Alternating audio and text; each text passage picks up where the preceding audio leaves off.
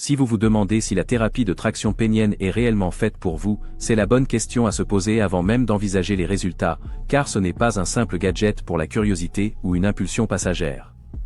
La thérapie de traction pénienne est une approche médicale, et les hommes qui en tirent le plus grand bénéfice sont ceux qui répondent à des critères cliniques précis et s'engagent à l'utiliser correctement. Les preuves les plus solides indiquent 3 groupes principaux. Premièrement, les hommes atteints de la maladie de la Peyronie en phase chronique. Deuxièmement, les hommes en convalescence après une chirurgie de la prostate dans le cadre d'une rééducation pénienne.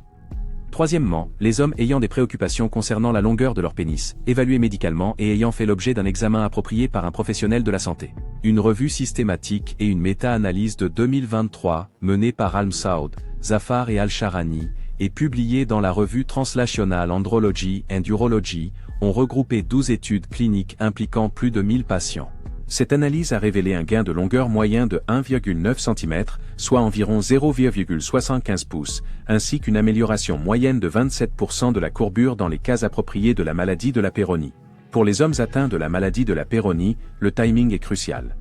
La thérapie par traction pénienne est généralement employée dans la phase chronique et stable, et non pas durant le stade inflammatoire aigu, lorsque la douleur et des changements actifs sont encore présents. Les patients ayant subi une prostatectomie représentent un autre groupe important. Après une intervention chirurgicale, la préservation de la longueur du pénis et le soutien à la rééducation érectile peuvent constituer une préoccupation majeure. Qu'en est-il des hommes qui sont simplement préoccupés par la taille? C'est précisément là que le jugement médical devient absolument essentiel. Certains hommes présentent des problèmes objectivement documentés, incluant un micropénis ou un raccourcissement significatif suite à une maladie ou à une chirurgie. L'âge joue également un rôle important. La thérapie par traction pénienne est destinée aux adultes ayant achevé leur développement physique complet.